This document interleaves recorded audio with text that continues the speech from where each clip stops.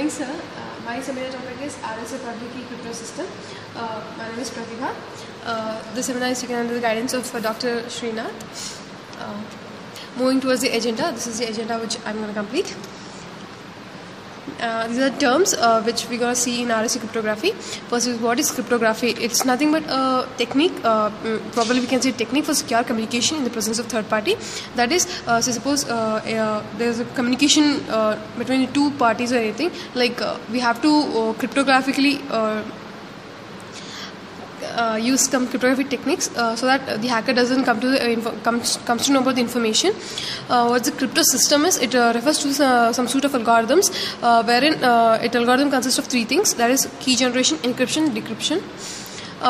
Moving towards the introduction of the RSA. First thing, RSA was developed and described in 1977 by Ron Rivest, Admir Shamir and Leonard Edelman at MIT. RSA is one of the first practicable public key crypto system and is widely used for secure data transmission. And best known and widely used public key schema uses large integers such as 1024 bits and security due to the cost of factorizing large numbers. Moving towards the public key crypto system, wherein it is an asymmetric kind of crypto system, wherein there are two generation of two keys. One is the public key, which may be known by anybody and may be used to encrypt messages and verify the signatures. Second is the private key, only known to the recipient, used to decrypt the message, that is to create the signatures. We say asymmetric because those who encrypt messages or verify signatures cannot decrypt the messages or create the signatures. Then it uses a concept of public key cryptographic, wherein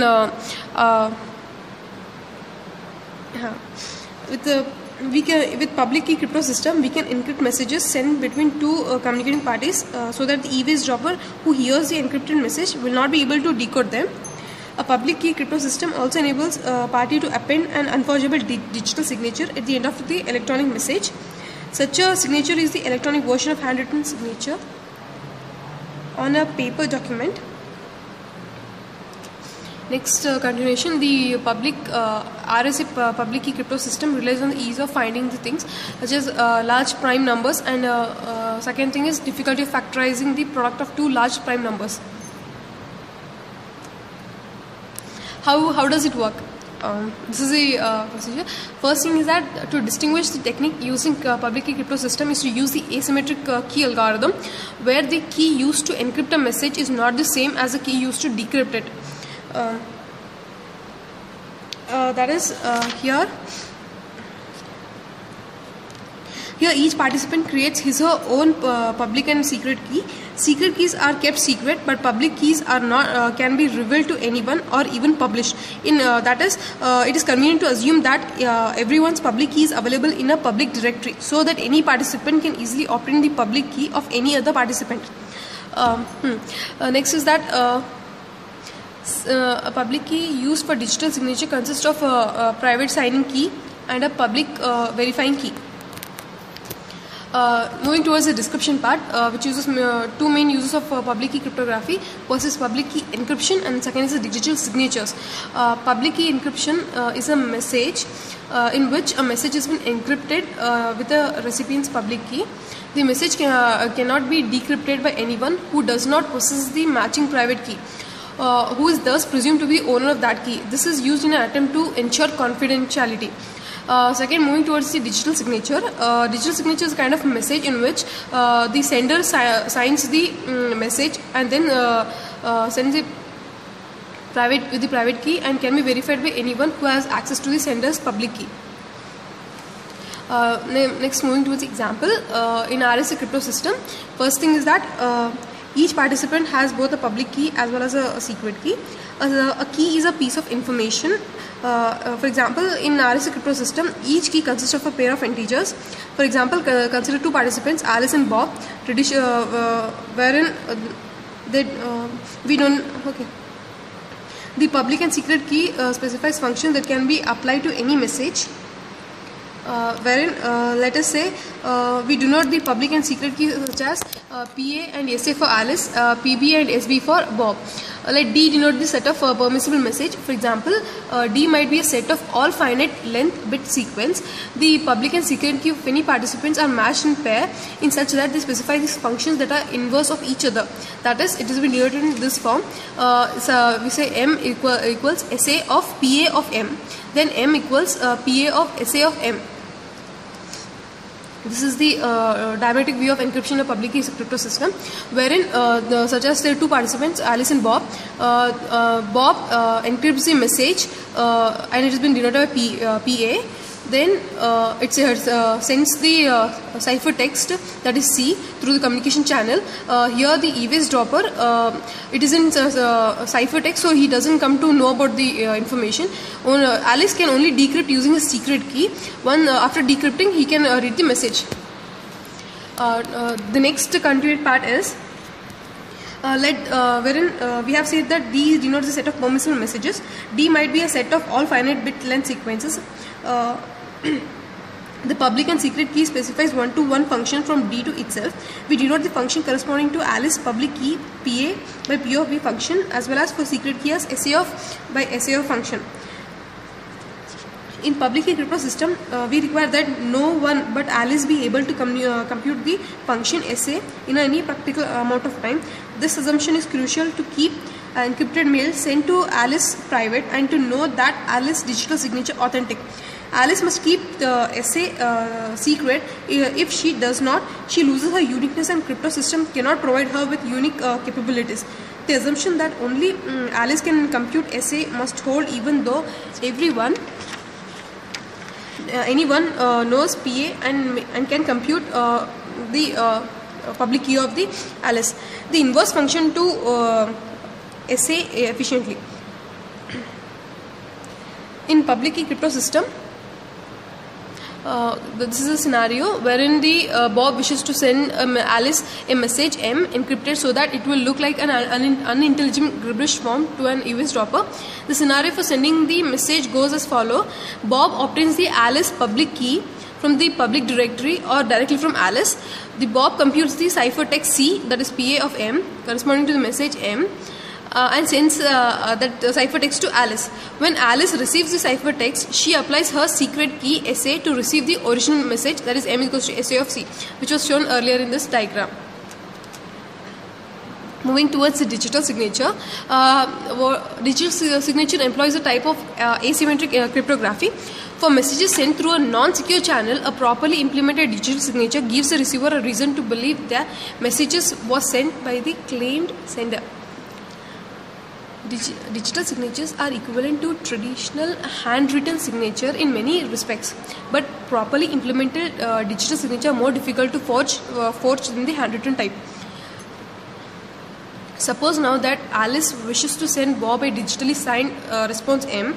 The digital signature scenario process as shown in the below figure.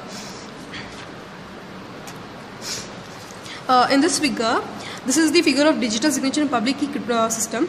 Alice sends the message M dash by appending her digital signature sigma SA of M dash to it. She transmits the message or signature pair, that is M dash comma sigma, to Bob, who verifies it by checking the equation, that is M dash equals PA of sigma.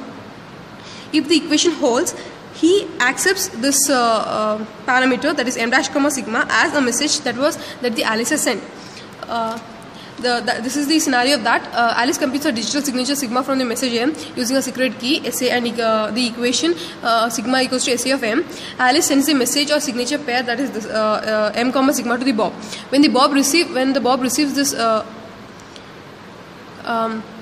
M comma sigma, he can verify that it is originated from the Alice by using Alice public key to verify the equation M equals to P of sigma. If the equation holds, then Bob concludes that the message was actually signed by Alice. If the equation does not hold, then Bob concludes that either the message M was M, or the digital signature was corrupted by the transmission error, or it was been attempted with forgery, or some hacking has taken place. In continuation of that, An important property of digital signature is that it is verifiable by anyone who has access to the signer's public key. A signed message can be verified by one party and then passed to the other parties who can also verify the signature. Because the digital signature provides both authentication of the signer's identity and authentication of the contents of the signed message, it is analogous to the handwritten signature at the end of the written documents. Next, moving towards the operation of the RSA crypto system. Moving towards the operation of the RSA crypto system, we are dividing into a few steps. First is the generation of the public key, wherein we choose two large prime numbers p and q such that p equals q. The prime p and q may be, say for example, which are 512 bytes each. Now next step is to compute n, which is by multiplying p and q. After that, select an odd integer e that is relative prime to phi of n. This phi of n is a Euler's phi function, which is given in this form. N of pi of 1 minus 1 by p, which equals to p minus 1 into q minus 1. Then next, after selecting a small odd integer e, then compute d as a multiplicative inverse of e modulo phi of n. Then publish the pair such as p equals e comma n as a RSA public key. After generation of the public key, similarly generating the private key. For private key, let us assume S has to be secret. S denotes the secret key, which is equivalent to d comma n as his RSA secret key. For this schema, the domain D is a set Zn. The transformation of a message M associated with a public key P, which is equal to e comma n, is written as in this form. That is P of M equals M is to e mod n. The transformation of the ciphertext C associated with the secret key is given as S equals to d comma n. Is S of C equals C is to D mod n as is one equation. Now determine D, which is logical equivalent to E inverse of mod of phi of n, where D is the multiplicative inverse of E modulo phi of n. Solving for D gives D into E, which is equivalent to 1 mod of phi of n. This is often computed using the extended Euclid algorithm. Here D is kept as a private key exponent. Next, these two equations apply to both encryption and signature. To create a signature, the signer applies his or her secret key to the message to be signed rather than to the ciphertext. To verify a signature, the public key of the signer is applied to it rather than to a message to be encrypted. Okay, so in order to implement the public key and the secret key operation using the procedure of modular exponential, to analyze the running time of these operations, assume that the public key e comma n and the secret key d comma n satisfies the log of e equals to order of 1. Then applying the public key requires order of 1 modulo multiplication and uses order of beta square bit operations. Applying the secret key requires order of beta modular multiplications using big O of beta cube bit operations. Third step is encryption procedure, wherein Alice transmits her public key, that is n comma e, to Bob and keeps the public key secret. Bob then wishes to send message M to Alice. Next he first turns the message M into an integer M such that it should follow this condition: 0 should be less than M and M less than N by using an agreed upon reversible protocol known as a padding scheme. He then computes the ciphertext C corresponding to this C equals to M raised to E mod N. This can be done quickly using the method of exponentiation by squaring. Bob then transmits C to Alice, the ciphertext to Alice. After encryption comes the decryption. How does the decryption take place? Alice can recover the message M from the cipher by using her private key exponent, that is D, via computing this equation M equals C raised to D mod N. To decrypt the ciphertext C, the owner uses their private key K equals to G comma P comma Q. Given M, she can recover the original message M by reversing the padding schema.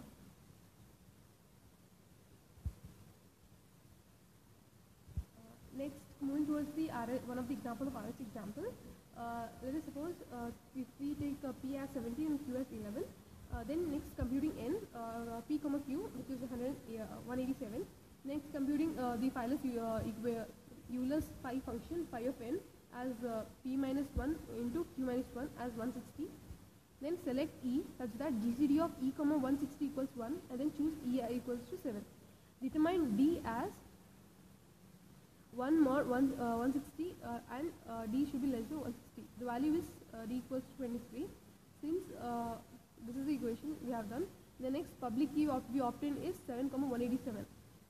Similarly, obtaining for private key using the function D, which is a modulo multiplication inverse of that, then RS, then obtaining the RS encryption decryption is given message M, such as this by this equation M and C. Finally, obtaining the encryption value as 11 and decryption value as 88. Next, moving towards the theorem, that is characteristics of the RSA. These equations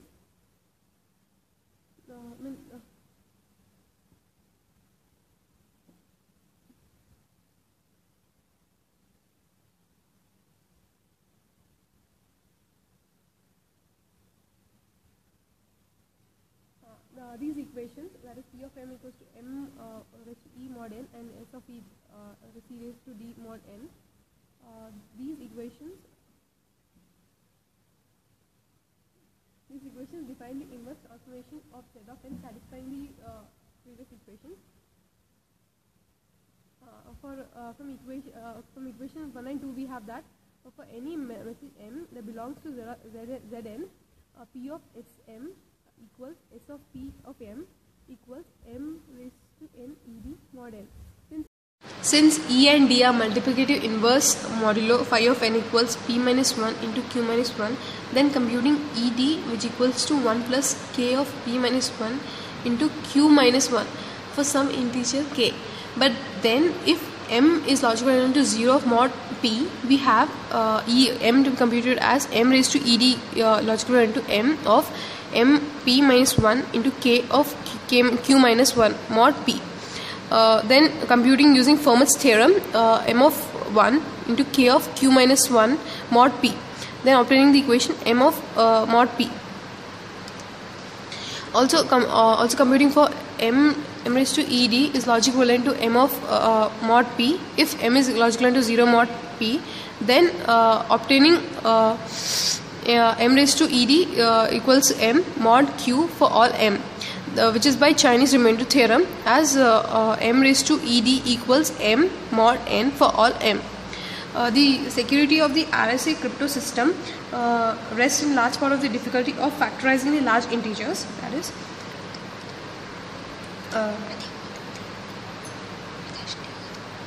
in order to achieve this security with the RSA crypto system, however, it is advisable to work with the integers that are several hundred bits long to resist possible advances in the art of factorizing. Thank you.